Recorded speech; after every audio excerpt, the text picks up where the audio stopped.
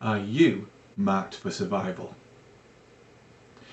Survival is a matter of great concern. And we need to appreciate the fact that to be marked for survival, we need to detest this wicked world and its apostate religion. And we also must have the Christian personality and be faithfully doing God's will, not only now, but at the time that the Great Tribulation breaks out. When threatened with disaster, people make real effort to survive, don't they? Witnesses have proved that nations are heading for a disaster, and the end will definitely come. Let's have a look at a few verses from the Bible, starting with Habakkuk chapter 2 verse 3. That's Habakkuk chapter 2 verse 3. Now, if you don't know where Habakkuk is, it's just before Matthew, one of the smaller books.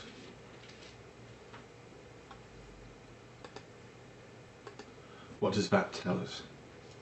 Well, it reads, "For the vision is yet for the appointed time, and it keeps panting on to the end, and it will not tell a lie. Even if it should delay, keep in expectation of it, for it will without fail come true. It will not be late." So even though it might feel as if that it's not coming, it will come, and it is Jehovah's promise, and it will not be late. Now let's also look at Matthew 24 verse 21 and 22. That's Matthew 24, and we're going to look at verses 21 and 22.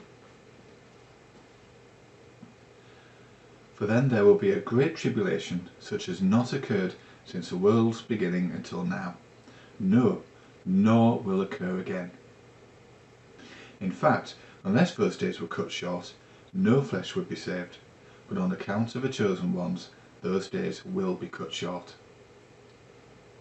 And just moving on there to verses 37 to 39, we read, "For just as the days of Noah were, so the presence of the Son of Man will be. For as they were in those days before the flood, eating and drinking, men marrying and women being given in marriage, until the day that Noah entered into the ark, and they took no note until the flood came and swept them all away, so the presence of the Son of Man will be." So we see a parallel, don't we, today, with people ignoring the danger, and just as we were in the days of Noah before the flood.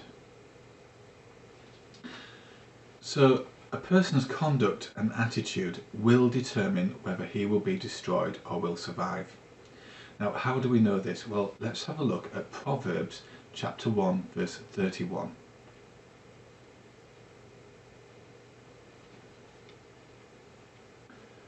Proverbs chapter 1, and it's verse 31.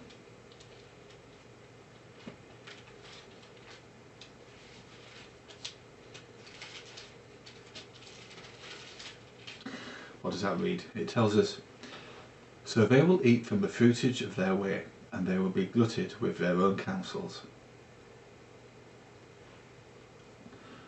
Now, 2 Peter 3 verses 9 to 14 also give us some further insight there. That's 2 Peter chapter 3, and it's verses 9 to 14. "Jehovah is not slow respecting his promise, as some people consider slowness, but he is patient with you, because he does not desire any to be destroyed, but desires all to attain to repentance.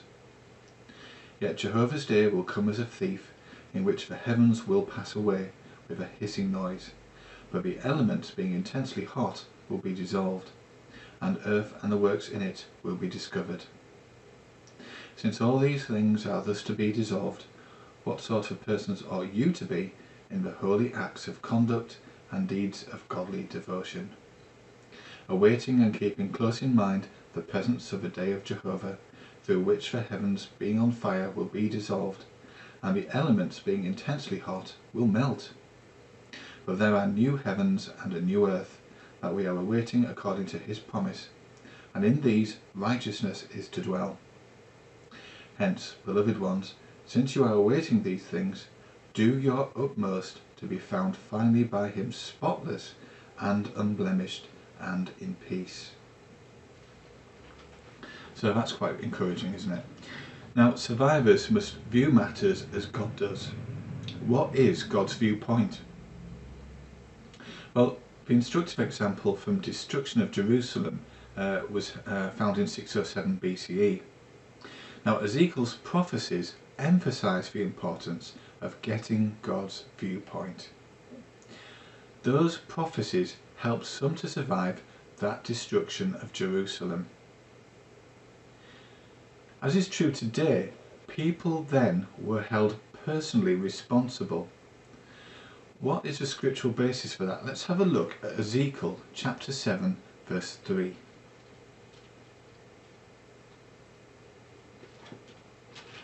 That's Ezekiel chapter 7, and we're looking at verse 3. Now the end is upon you, and I must send my anger against you, and I will judge you according to your ways, and bring upon you all your detestable things. Now I'll keep Ezekiel open because we're going to be looking at another verse in a minute. Now, most Jews rejected God's viewpoint and those decisions. Now let's have a look at Ezekiel again in chapter 18, verse 25.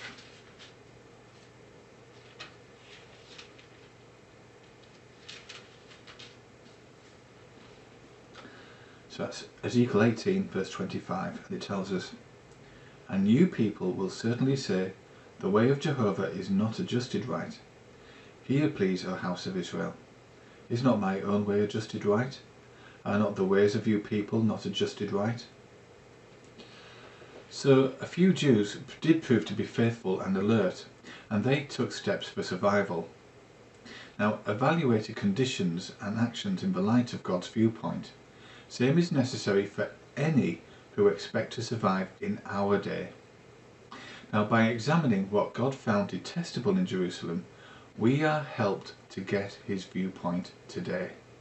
Because as we know, Jehovah's standards never change.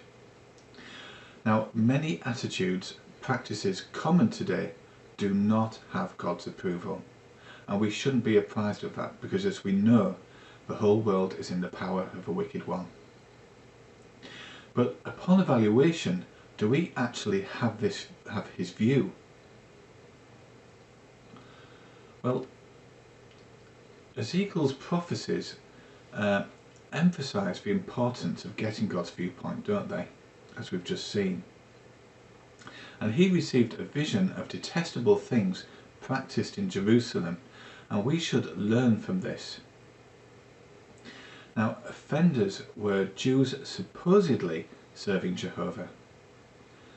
In other words, they were saying that they were serving Jehovah, but their actions were far removed from his way of thinking or his viewpoint. Those people had a symbol of jealousy, perhaps representing Asherah, the Canaanite goddess of fertility. Now let's have a look at Ezekiel chapter 8 verses 5 and 6.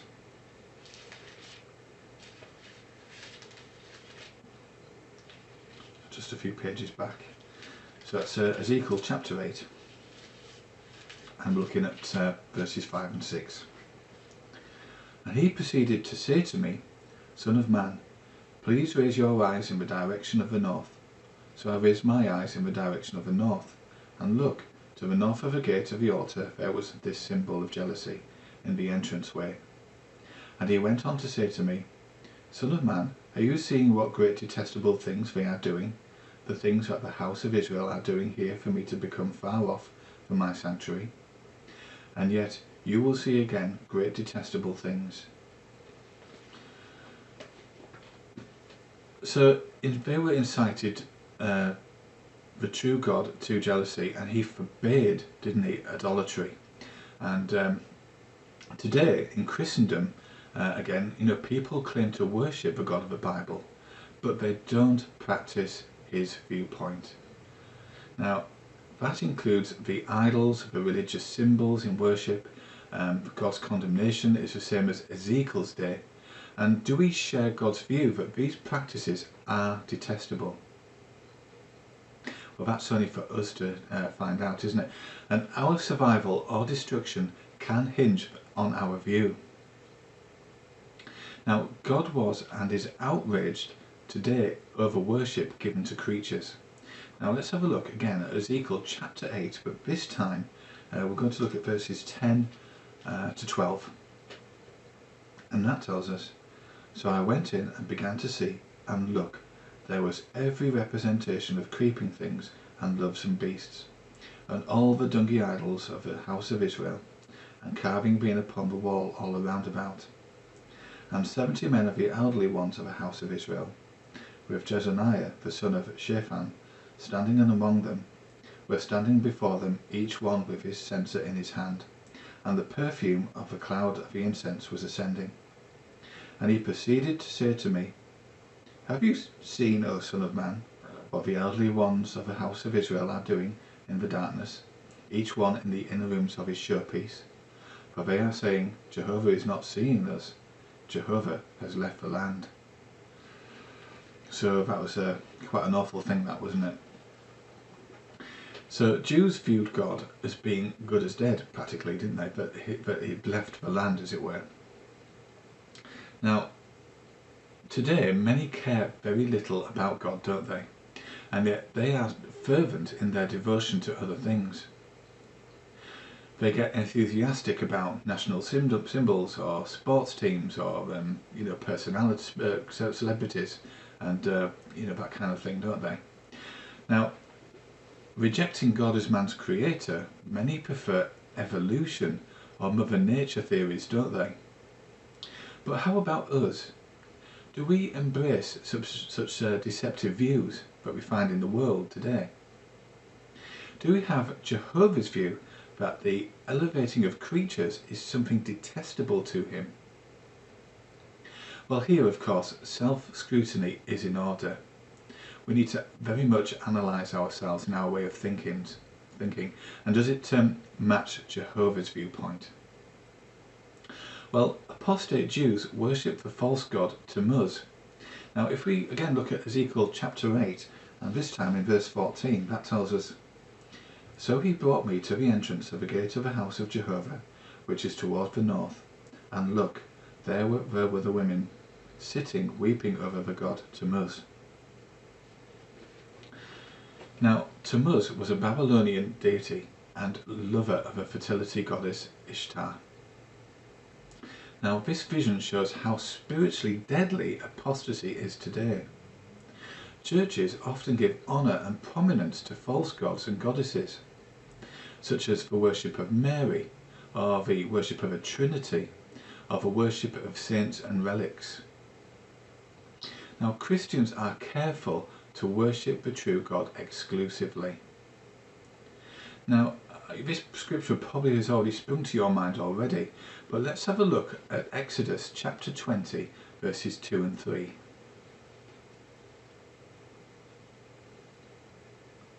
Exodus chapter 20 and verses 2 and 3.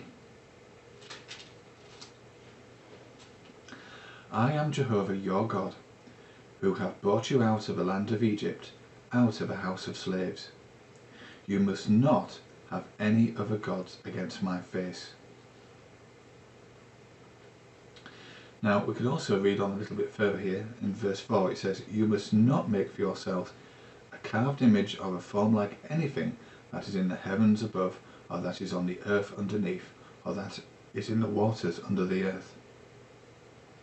You must not bow down to them, nor be induced to serve them, because I, Jehovah your God, am a God exacting exclusive devotion, bringing punishment for the error of fathers upon sons, upon the third generation, and upon the fourth generation, in the case of those who hate me, but exercising loving kindness toward the 1000th generation, in the case of those who love me and keep my commandments."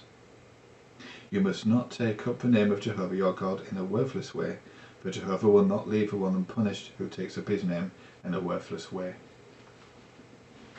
So it can't be more clear there, can it, in Exodus, but not to worship any false gods or any kind of idols of any sort.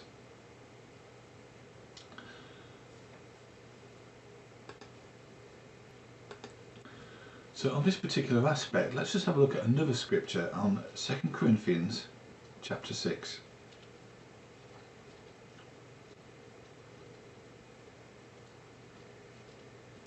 Second Corinthians chapter 6, and we're looking at verses 14 to 18. Do not become unevenly yoked with unbelievers, for what fellowship do righteousness and lawlessness have? Or what sharing does light have with darkness?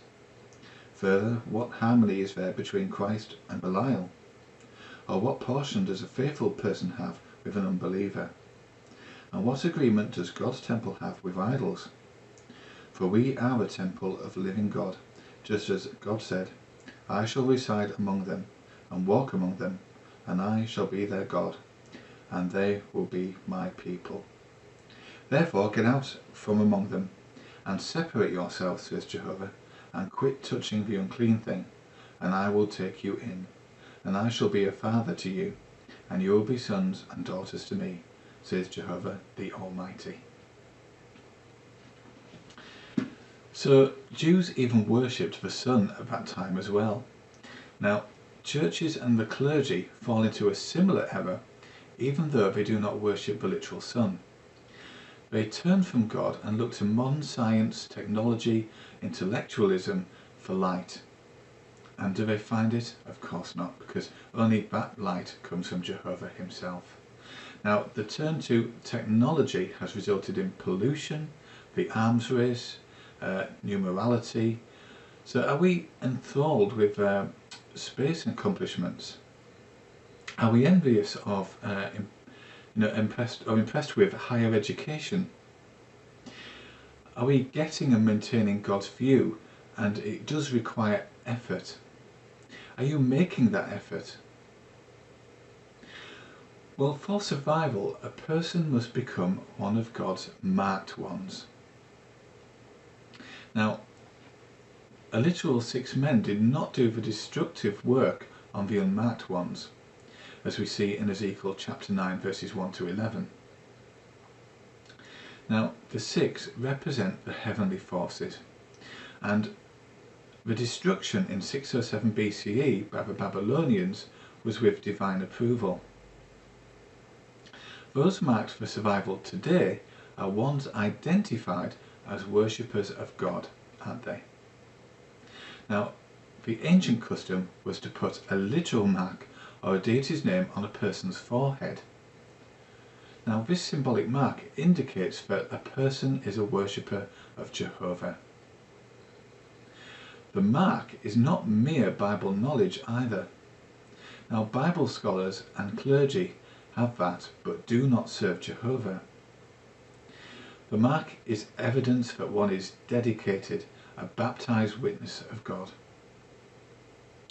He has to have a Christ-like personality and possesses those fire-resistant qualities that we find in 1 Corinthians chapter 3 verses 10 to 15. Let's have a look at that, shall we? 1 Corinthians chapter 3, and it's verses 10 to 15. According to the undeserved kindness of God that was given to me as a wise director for works I laid foundation, but someone else is building on it. But let each one keep watching how he is building on it. For no man can lay any other foundation than what is laid, which is Jesus Christ.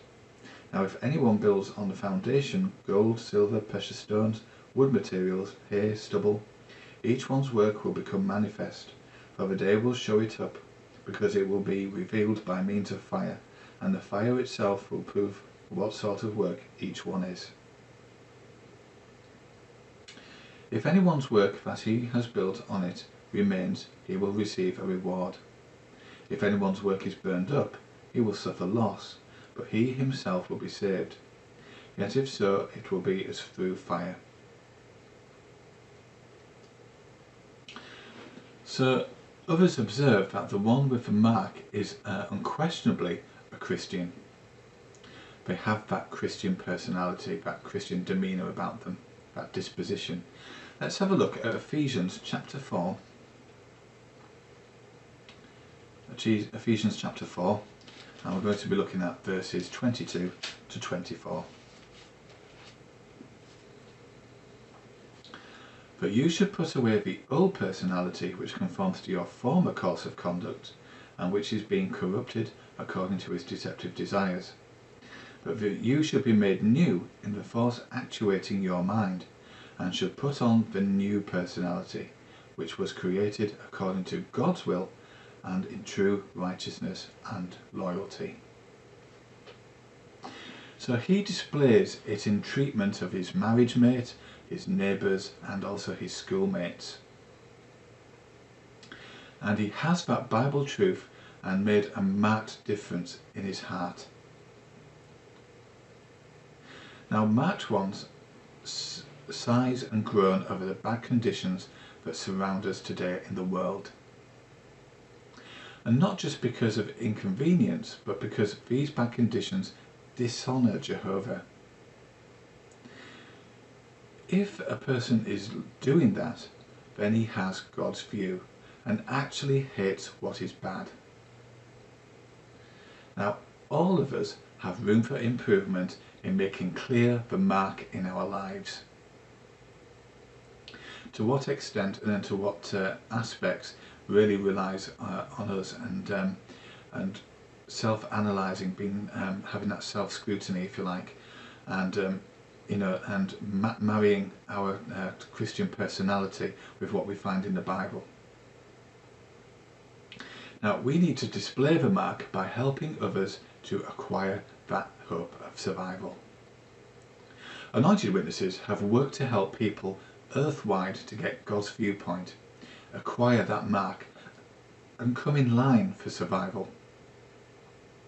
God's blessing supports conclusion that he is using them to do the marking. All who benefit by getting the mark happily share in spreading God's message. They know that the Christian personality is not the end in itself. They need to be preaching and teaching the Bible, and it's a natural outgrowth of such a personality. They find joy in helping anointed Christians in that marking work, don't they? So we have a reason for gratitude to God, don't we? Jehovah has assured us that survival is possible and alerted us in before time for the need to acquire this mark. We invite your association with Jehovah's people. We need to benefit from that program of Christian education and activity that helps people to be marked for survival. So I will finish this talk now on one simple question to ask yourself honestly. Are you marked for survival? If you would like a free home Bible study at a time and place to suit you, please navigate your browser to jw.org and follow the links online. Thank you for listening.